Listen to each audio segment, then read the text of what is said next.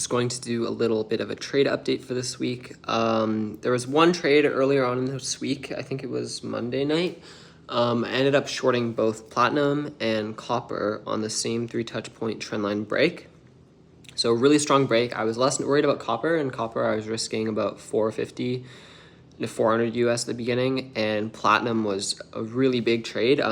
This was perfect entry, so I felt a little bit better, but I was risking about 1.6K US, so it's pretty high, to be honest. So copper worked out really well. I think I was in both positions for just over a day. Platinum was crazy. I was down about $500, $600 for a whole day.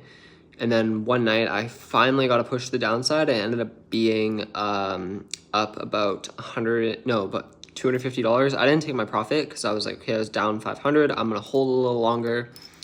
That night, platinum pushes up 1.5%. So I got up in the morning and I was down about 1.2K, which I was basically tweaking. I was very nervous, and it continued on into the day as well. And then I was flying down to the US just to move back in.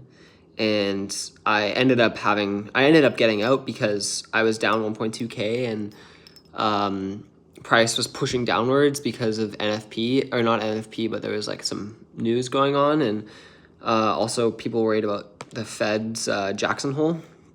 So price went down a lot, about 2.5% in an hour, and I had a trailing stop, and my stop was a little bit too close, so I ended up unfortunately getting out for a $400 loss on platinum, which honestly, it is what it is. It's pretty rough, but at the same time, or 450 or something, I'm still happy with the gain, or happy with the loss, and it could have been a lot worse, but little did I know that platinum continued pushing again to the downside, and I would have been up 1.6K at the end of the day.